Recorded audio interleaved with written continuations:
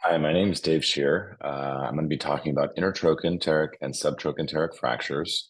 I work at UCSF, where I'm an orthopedic trauma surgeon. I'm also co-chair of the Institute for Global Orthopedics and Traumatology at UCSF. I do have one important disclosure, which is that I'm the vice president of the board of directors of Sign Fracture Care International, and I will be talking a bit about their implants in this. I don't receive any compensation in that role, but nonetheless, I thought it would be relevant. I do have some other research funding, but none that is related to this topic. So in terms of learning objectives, it's really almost two separate talks. We'll talk a bit about intertrochanteric fractures, the implant choices, specifically getting into sliding hip screws versus intramedullary nailing. We'll talk a little bit about implant placement and the importance of tip apex distance. And then for subtrochanteric fractures or implant options that we'll talk about will be predominantly intramedullary nails. We'll talk about some different options for how to augment fixation. And then we'll focus for implant placement really on the importance of the start site. And in both fractures, we'll talk a lot about reduction and the classic orthopedic axiom of thou shalt not varus. And so we'll talk about why varus happens and how we can avoid it. So just taking a step back and thinking about hip fractures more broadly, and this is very basic, but I think just thinking about how the importance of age as we think about these fractures. So these fractures occur with a bimodal distribution, whereby young patients tend to have higher energy fractures, more often involving the subtroch region than the intertrochanteric region. And when these patients are treated non-operatively, they're going to have impaired function, whether that's because of a non-union or a malunion with shortening, whatever the case may be. It's really function that we're after in these patients. In the elderly who, we're seeing increasingly high numbers of these hip fractures, they really tend to be from low energy mechanisms, a result of osteoporosis. The femoral neck and the intertrochanteric region are more commonly involved. And when these patients are treated non-surgically, they have an increased risk of mortality. And that's been shown in several studies over the years. This is one of the original cited articles that I've seen talking about the importance of surgery to reduce mortality, and not just any surgery, but timely surgery. So they showed that these patients that were operated within 72 hours had a significantly lower rate of mortality compared to patients that were either treated non-operatively or treated surgically, but in delayed fashion. This is a more recent study, just kind of reinforcing the same point. This was a multi-center study where they did some, fancy statistical methods to control for confounding. They basically found that if surgery was done within 24 hours after injury, the mortality rate was reduced 20%. And not only that, when you project it out over time, it's almost a linear increase in mortality over time as surgery gets delayed more and more. So just really hammering home the point that not only do we want to treat these patients with surgery, we'd like it to be as timely as possible to restore function and reduce mortality. So again, very basic high-level point, but hip fractures are not equal. So femoral neck fractures, which we'll have a separate talk about, they have high rates of AVN, high rates of non-union. That's the downside. But on the upside, femoral neck fractures are a very straightforward arthroplasty. And so in these patients, in the young, we're still going to try to fix and preserve their hip as much as possible, but increasingly, the threshold to go to arthroplasty is getting lower and lower as arthroplasty techniques and technology improves. It's a whole nother debate about which arthroplasty to do, but won't get into that here. On the other side, opposite from femoral neck fractures, are intertroch and subtrochanteric fractures. In these cases, AVN is, very rare because the blood supply tends not to be disrupted. Non-union is rare, particularly in intertrochanteric fractures, a little more common in subtrochanteric fractures, but nonetheless, much less common.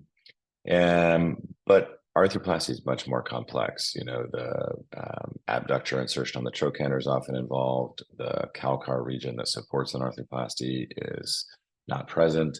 And so the threshold to go to arthroplasty in these fractures is much, much higher. And so for virtually all age groups with intertrochanteric and subtrochanteric fractures, we're talking about fixing the fracture. So we'll now shift and talk a little bit more specifically about intertrochanteric fractures. And first talk a little bit about just your sort of preoperative plan and which implant you're going to choose. I would say that two predominant implants that are used for these injuries are the sliding hip screw and the cephalomedullary nail. The unifying feature between these two implants is that they're both have a lag screw or lag screw equivalent that's at a fixed angle, with that fixation going into the femoral head, and they both allow for controlled collapse. And very importantly, the screws are linked to the implant in a way that prevents rotation of the fracture as well. So in the sliding hip screw, the lag screw is keyed into the side plate so that it can slide but not rotate. In cephalomedullary nail, there's typically a set screw that has to be tightened and fits into a groove into the lag screw that will, again, allow for collapse but not rotation. So that's kind of the key feature of both of these implants.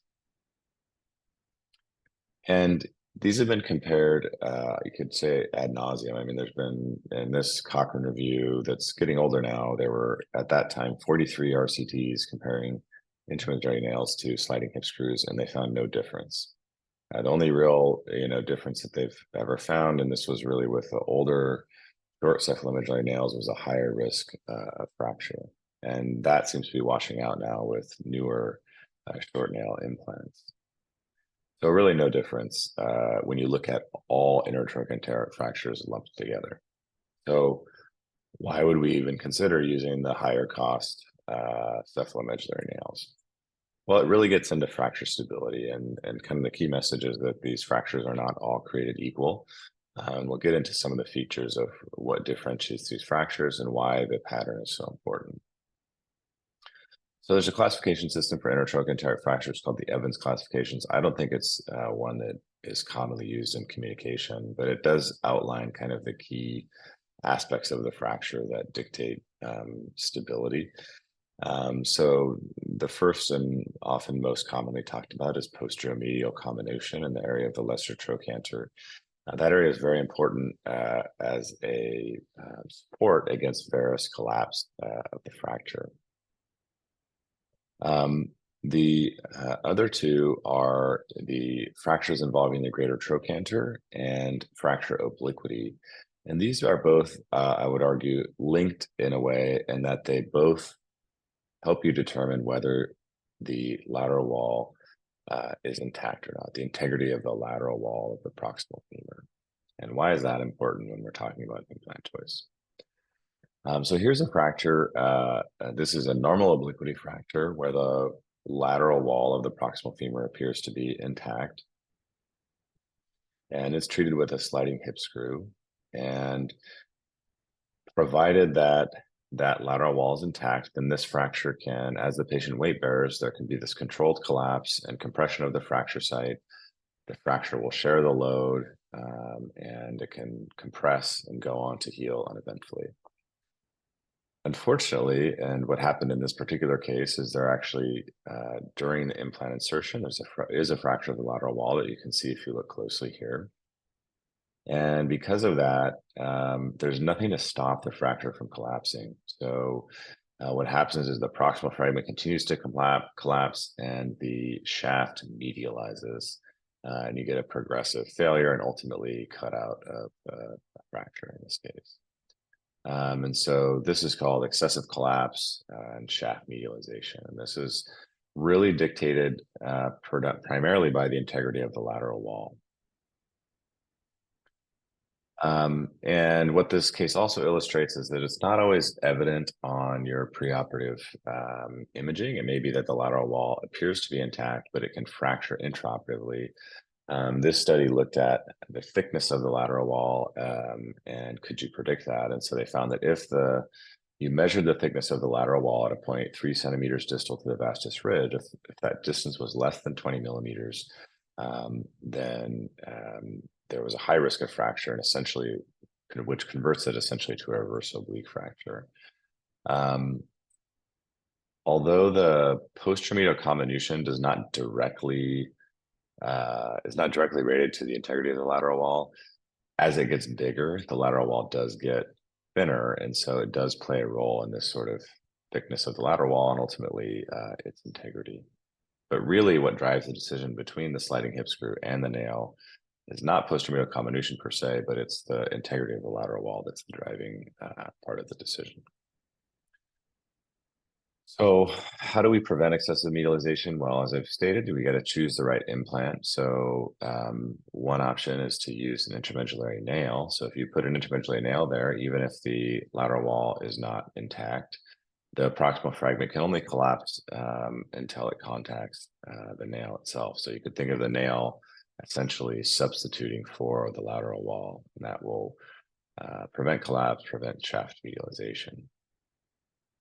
If you don't have access to a nail, or you've placed your sliding hip screw and then realized that the lateral wall is not intact or broke during insertion, then another option is something called the trochanteric stabilizing plate, or TSP, which is shown in this picture on the left. It's a whole additional implant plate that goes over the top of the standard sliding hip screw side plate. But it extends up onto the trochanter, and you can see very clearly how it would essentially act as a replacement for the lateral wall. The downside of it is that you can't use it. You have to go to a 4-hole side plate instead of a 2-hole side plate in order to attach this on. And so it's just a much bigger exposure that's required to put this in. So it's generally considered kind of a bailout rather than a plan A. You know, if you know that the fracture does not have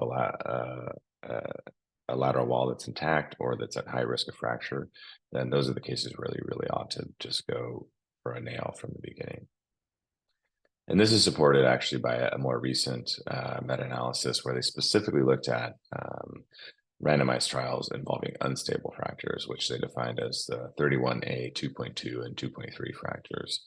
And you can see in this pooled analysis that there's almost a 75% reduction in the odds of failure with a nail as opposed to the sliding hip screw. So regardless of which implant you choose, that lag screw that you place must be placed in a center position. And that's can be measured using something called the tip apex distance, which is shown here. To measure it, you take the tip of your implant on your AP and lateral views and measure the distance to the center of the femoral head, or where a line going parallel with the neck intersects the head. And if you take that distance and sum the AP distance and the lateral distance, it should be less than 25 millimeters. If you're greater than 25 millimeters, then the risk of screw cutout is significantly higher. If you're going to err on this, so I said center position is ideal. If you're going to err, you'd rather be below the center and posterior to the center. So low and posterior is safer than high and anterior. High and anterior screw position is associated with the cutout as well. What about reduction? Does it matter? I think the answer is definitely yes. Although the data on this is a little bit less strong than tip apex distance, and I personally think that that's largely because tip apex distance is such a crisp quantitative number. Reduction is a little bit fuzzier and hard, more difficult to measure, and therefore it's harder to study. But there is definitely some evidence that shows that reduction matters. This is one such study of 250 intertrochanteric fractures where they had 16 cases of screw cutout. And they found that poor fracture reduction was associated with a 5-fold increase in the risk of screw cutout. That being said, still the strongest independent predictor was the tip apex distance. So even with a perfect reduction, you still want to make sure that you place your implant in the correct position. Why does reduction matter? Why is this "thou shalt not varus" axiom hold true? Well, several reasons. First, varus leads to increased load on the bone implant interface. The second is it reduces the intrinsic stability of the fracture.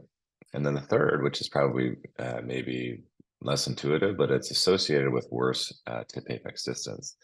And all three of these things lead to a higher risk of screw cutout.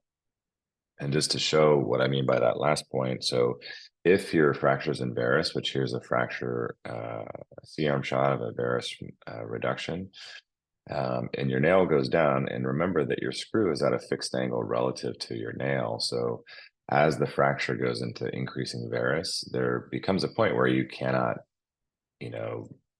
because you're limited by the inferior part of the femoral neck, it just becomes impossible to get a low position in the femoral head. So varus may obligate you to placing the screw in a high position, and so varus malreduction is associated with worse tip apex distance. So there is an interplay here that you have to have a good reduction in order to have a good tip apex distance. So how can we get a good reduction? Like most fractures, we can start with closed techniques, escalate to percutaneous, and ultimately open techniques as is needed. Typically, the reduction technique for closed reduction is relatively straightforward. It's mostly traction with internal rotation. With fresh fractures, particularly standard obliquity ones, that's about all it takes for the vast majority is just some close manipulation. That can be done with a fracture table like what's shown in this picture, or it can be done free leg. It just may require an additional assistant to do that. If you're dealing with a more complex pattern or an older fracture, you may escalate up into percutaneous techniques. I'll very often use just a simple bone hook through a percutaneous incision, which can help to manipulate the proximal fragment. But if you're dealing with an older fracture, you're very likely to need to do an open approach. Typically, this would be sort of an anterolateral approach, sort of extending into a Watson-Jones type approach, although not needing the full exposure you would use for a femoral neck. But just going anterior to the femur, you can get access to both palpate and visualize the fracture and apply clamps as needed. It can also allow you to, take down callus and other healing if you have an older fracture. Once you've obtained the reduction, you've got to maintain the reduction as the implant goes in. And with the sliding hip screw, that's generally pretty easy. Sliding hip screws sometimes can cause some rotational problems, but that's usually not a big issue with intertrochanteric fractures because they have more interdigitation. But with nails, I actually think it becomes a bigger issue. And this is showing one of the most common pitfalls of implant insertion with medullary nails, which is called neck nail impingement. You can see that the reamer here, instead of making a hole, is actually just driving like a wedge into the fracture site. This is just some additional pictures demonstrating this phenomenon. But essentially, as the nail goes in, and since there's not a hole, it just enters the fracture. As it goes in, it creates a wedge and opens that fracture up, which will generally kick the fracture into a varus malalignment. So how can you prevent this? Well, one good way is to just simply medialize your start site. So if you're using a guide wire, rather than placing it right at the tip of the trochanter, placing it more medial. This will tend to be away from the fracture site. This has been shown in one study to both improve your tip apex distance for the reasons I was suggesting and also lower your risk of cutout. So medializing your start site is important. The second thing is as you're inserting your reamer, sometimes even if you have a good medial start site, the reamer tends to wander into the softer lateral bone or fall into the fracture site. And so you have to get a good start site with your guide wire and then be very patient with your entry reaming and make sure that you're going slowly and that you're actually removing bone and not just pushing the reamer into the fracture site or into the soft lateral bone. These things can really help prevent this this neck nail impingement issue. And I can imagine some that may be watching this are thinking, well, I don't have a C-arm, I don't have a fracture table, and I don't have any of these implant options readily available. And there are alternatives. So one is the sign hip construct. Stein developed this more than 10 years ago now. The idea was to use their standard nail design, but it has some additional, slightly larger interlocking screw. It also has flats along the nail that allow screws to be placed independent of the nail. And they created a plate system to help add rigidity to that proximal interlocking screw and further stabilize the fracture. Now, it's quite different than most of the other implants that I've been talking about, the sliding hip screw and the cephalomedullary nails, because this is not a fixed angle implant. Other than the proximal screw is, maybe somewhat fixed angle, but it's not quite the same diameter or angle as those other implants, and it's not allowing that controlled collapse along the axis of the screw. So you might ask, well, what are the outcomes of this implant? Well, we did study this. This was published several years ago, but this was the almost 200 cases of the sign hip construct being used around the world. And overall, what we found was that the sign hip construct did lead to fairly high rates of healing, but with a high rate of varus collapse. You can see on average, patients lost about 7 degrees from their immediate post-op neck shaft angle to their follow-up neck shaft angle, which is not surprising. So unlike the sliding hip screw, where the collapse happens through shortening along the neck shaft angle, in this case, the collapse just happens by going into varus. So less shortening and more varus compared to the other implants. Although most cases had some degree of varus collapse, only 6 had what we considered severe collapse, which was greater than 15 degrees. The other major complication was intra-articular screw placement. So one of the advantages of the SHC is that these screws are designed to be inserted using a pilot drill, a hand pilot drill, which allows for much more tactile feedback. But you can imagine that even with the added tactile feedback in the absence of a C-arm in osteoporotic bone, it would be easy to over insert these screws. And so of those cases that were found, though, the majority were from a single center. So if you took out one kind of outlier, the rate of intra-articular screw penetration was actually pretty low. But definitely did correlate with the older patients and poor bone quality. So this is just, definitely, just highlights, I think, the challenge of anybody trying to fix hip fractures without fluoroscopy. Trying to get fixation into the femoral head safely is going to be a challenge. That was certainly seen with this implant, but I think it's probably a lower risk than trying to place the large lag screw that you would for a sliding hip screw or another cephalomedullary implant. So just kind of looking at the pros, the SHC is free to sign programs. It's designed to be used without C-arm, like I said, with the pilot drill. And you have the benefits of a nail in terms of preventing excessive shaft medialization that you might get with the sliding hip screw. But the cons are that there is a high incidence of varus collapse because it's not fixed angle. You have this potential difficulty of placing the screws into the joint if you're not using C-arm, and it requires a more extensive anterolateral approach for insertion. So the take-home messages for intertroch fractures, all of these implants are viable options: the sliding hip screw, the cephalomedullary nail, and the SHC.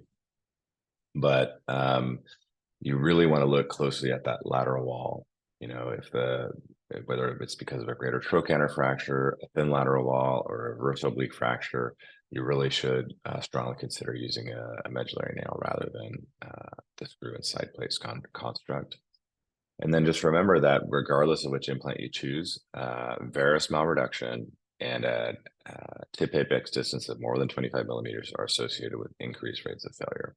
So really strive to avoid those malreductions and get the implant placed correctly.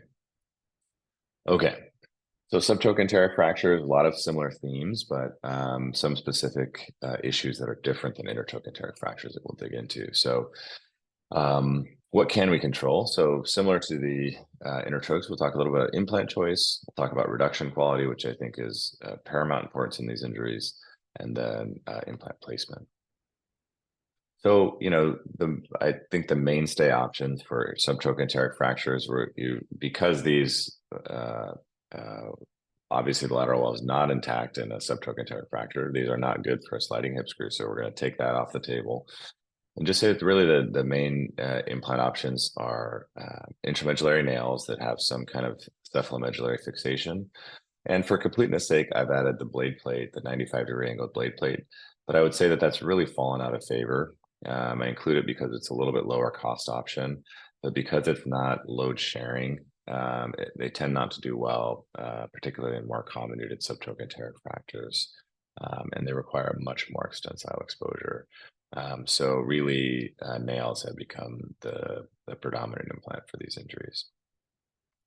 In terms of the choice between a two-screw construct, often called a recon nail or reconstruction nail, versus a single-screw construct, it's really not strong data to support using one over the other. The only thing I can really say about recon nails, these two-screw constructs, is that you shouldn't use them in an intertrochanteric fracture. So when you have an intertroch and you place these two-screw, at least when the two screws are not integrated with one another, they can have this Z effect where the inferior screw collapses laterally and the superior screw stays fixed, and you get varus and potentially cut out. And so that's why we generally don't use these two screw implants for intertrochanteric fractures. The other option, excuse me, I'm going to take one step back and just say, so that's when we don't use it. So we don't use the two screw constructs for intertroch fractures, but for subtroch, both of them are fine. So as long as the two screws are above the fracture, you can really use either one. I would say the advantage maybe of using the two screw construct is that the proximal body of these nails tends to be a bit smaller. So you take less bone out, you take less bone out of the head as well. They also tend to have more piriformis start side options, which may have some advantages in terms of maintaining reduction, but there's no study that says that either one of these is better than the other for subtrochanteric fractures. If you're in a setting where you don't have access to those type of implants, you're primarily relying on the sign nail, then there is the main challenge is that you're not able to get the screws up into the femoral head. And if the fracture is very proximal, you may even only be able to get one screw. And so the question then becomes, is there some way of augmenting this nail that's maybe a little underpowered for treating some of the more challenging subtroch fractures? One idea that's been proposed is to add this lateral plate. The idea is that, it can augment the fixation, perhaps act as a tension band, holding that lateral cortex together to prevent varus collapse. But the data is, really not there yet to support doing this, I think, on a widespread basis. Science is actively looking at this question. We've been involved in some studies looking at the SIGN database to try to tease out whether the plate helps or not. And I just think that at this point, we don't have enough data to say whether it benefits. I suspect that there are probably certain patterns where it is beneficial, but I just don't think we have the data to say that, make a strong case for this at this point. What I can make a strong case for is that regardless of what implant you choose, a well-aligned fracture via open reduction will be superior to a percutaneous malreduction. So subtrochanteric fractures, even in fresh ones, we are much more likely to open these to achieve a good quality reduction. So unlike intertrochanteric fractures where we can frequently be using more minimally invasive techniques, for the subtrochanteric fractures, we have a very low threshold to open and optimize the reduction. And why is that more often necessary? Well, mainly it's driven by these deforming forces. So the iliopsoas, which is because the lesser trochanter is on the proximal fragment, creates a flexion force, and the abductor muscles obviously pull a strong abduction force. So you get this flexion and abduction deformity.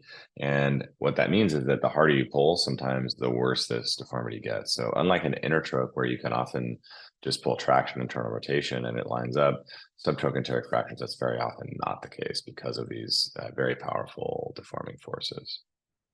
So same options, closed, percutaneous, and open.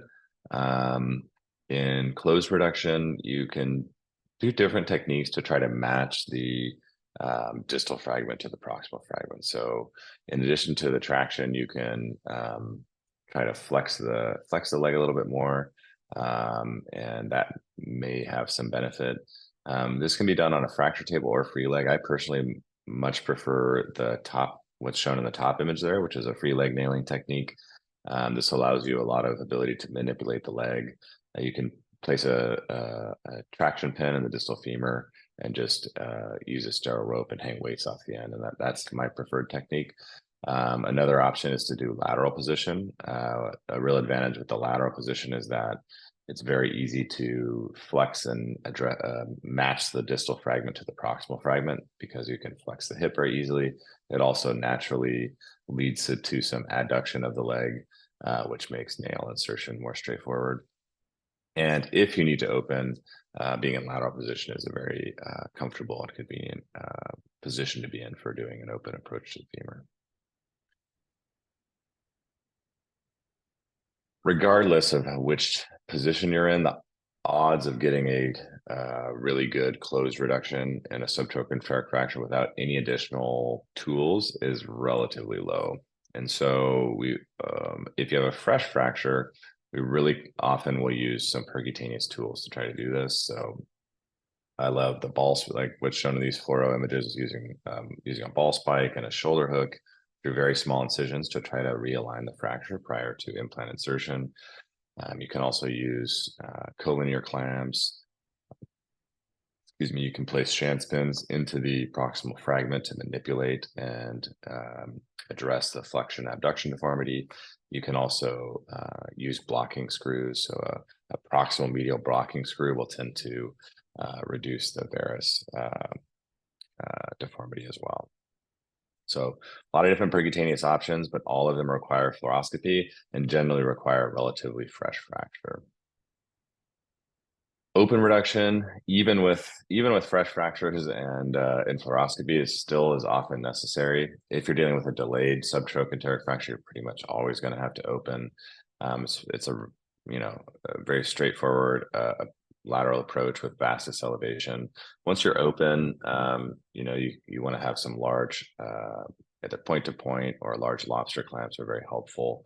Cerclage wires for oblique fractures, I think, can be very useful, particularly if they're applied with good technique and respect for soft tissues.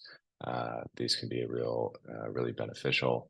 And then plates, I think, have a role as well. As I mentioned, both augment in the case of the sign nail, or like in this case in the bottom right, it was used as a sort of a provisional tool to hold the reduction prior to implant insertion. Again, I can't emphasize this point enough that the reduction is critical, and you would much rather open these fractures to get a good reduction than be minimally invasive but not reduce the fracture. That's going to be a recipe for non-union. So I put up these two images just to kind of compare and contrast what things might look like. And there are some obvious differences here. I think the thing that jumps out about the image on the right is that it's in varus malalignment. You've got a big gap on the lateral cortex. But the thing I wanted to focus on is the start site difference between these two, and to talk a little bit about how start site drives alignment in subtrochanteric fractures. So you can see that in the image on the left, which is well aligned and going on to heal nicely, the implant is actually just a bit medial to the tip of the greater trochanter. And in the left image, which is 3 or 4 months out and has not a shred of callus showing up, the nail is lateral to the tip of the trochanter. And I would submit to you that this is actually um, the start site position can be the driver of this outcome. And so I'll try to explain why start site is so important. And we studied this actually in the sign nail. So we looked at 59 subtrochanteric fractures that were all treated in Tanzania. And these patients had an open reduction and sign nail placement. And what we did was we just measured the distance between the tip of the trochanter and the nail. And it could, we used sort of reference based on the diameter of the nail to make this measurement. What we found was that varus alignment was 9 times higher if the start site was lateral to the tip of the trochanter. And that's because the sign nail is typically placed with the bend facing posterior. So if you think about it, a sign nail, unless you rotate it to where the screws are going anterior to posterior, the sign nail is straight in the coronal plane. And so that would be closer to a piriformis start site than a trochanteric start site. So when you take a relatively straight nail like that and you insert it lateral, then you could sort of think of the rule of 2 points make a line. So if you look at the image on the left here, you can see that you've got one red dot at your start site. You've got another red dot where the nail is going to contact the lateral cortex. And that's going to dictate where the nail points. And you can see that it's heading off medially. It's not going to bend its way down the femur if there's a subtrochanteric fracture. The fracture is going to move to match that angle, and you're going to end up with varus malalignment. And then you look at the image on the right here. Now your red dot is much more medial to the tip. The nail is not going to contact the cortex until much lower. And those 2 points point straight down the shaft. You're going to insert your nail and your fracture is going to be well aligned. So you can actually have a really good reduction on a subtrochanteric fracture, but if you put the nail in with a lateral start site, that rigid metal implant, it will take your reduction away. You'll have obtained it, but you will not maintain it as the nail goes in. So it's very important to err on the side of medializing your start site. Now, if your nail has a lateral bend in it, then you don't need to be quite as medial. So the more lateral bend there is, the less medial your start site needs to be. But in this case example, I'm talking about the sign nail, which, assuming you're inserting it with the jig lateral, really doesn't have any coronal bend at all. So just take-home messages on subtrochanteric fractures. IM nails really are the gold standard for subtrochanteric fractures. IM nails ideally with cephalomedullary fixation. If you don't have cephalomedullary fixation, you're using something like the sign nail.